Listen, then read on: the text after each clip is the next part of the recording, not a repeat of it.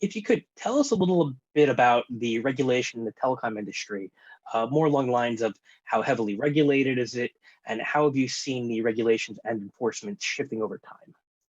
Absolutely. So I usually take clients or prospective clients through the 100-year history of the Bell system.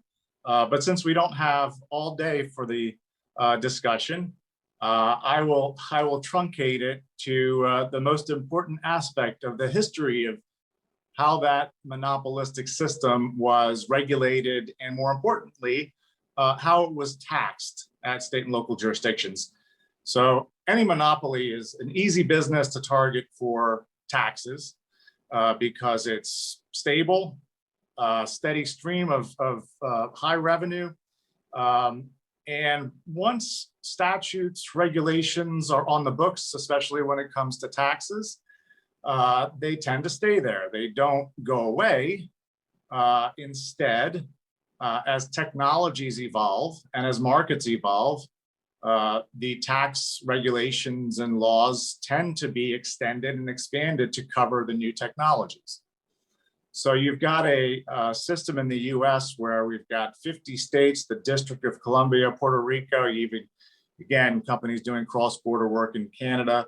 Cloud communications companies, voice over IP providers can do services anywhere.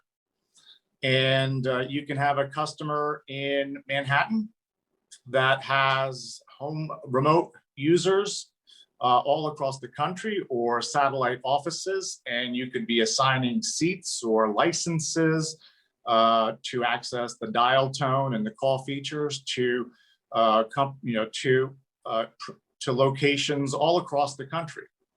And as you have this large potential footprint of exposure, both in terms of a physical presence as well as economic nexus with the jurisdictions, you can potentially find yourself being subjected to the communications taxes and the regulatory fees like 911 charges, utility commission charges, the universal service fee at the state level.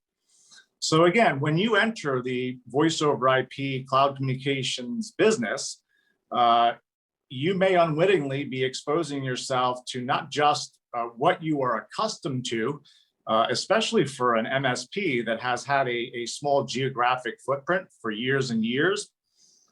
These companies oftentimes find themselves being exposed because unwittingly, again, they have revenue, they are providing services all across the country. And when you have over 10,000 taxing jurisdictions and different taxes potentially applicable to voice over IP, it can be a significant issue. Now, again, everything always begins with a conversation about what's the difference between regulation and taxation. So a lot of companies, their first introduction to regulation or even taxation is through USF, those three letters, Universal Service Fund. Why? Because in the past 10 years, it's gone from 15% to almost 35% last quarter. It's down to about 31% now, heading into the third quarter of this year, but it's significant. It is a big, big tax. And I use the air quotes because universal service fees are not taxes. So that's the critical thing to understand is USF is a regulatory fee. Taxes are taxes. So two different universes, but a lot of times there are things that drive commonalities. So I share a little of that just to highlight the complexity of operating in the space, because if you have a challenging time comprehending just the distinction between a regulatory fee and a tax and how the two universes are distinct, but also how they overlap, you are going to be in store for an eye-opening experience and hopefully one that's not a painful one. Absolutely. I thank you very much for that information. That's a very good distinction between the regulation and the taxes that a lot of companies that I've spoken with recently aren't fully aware of.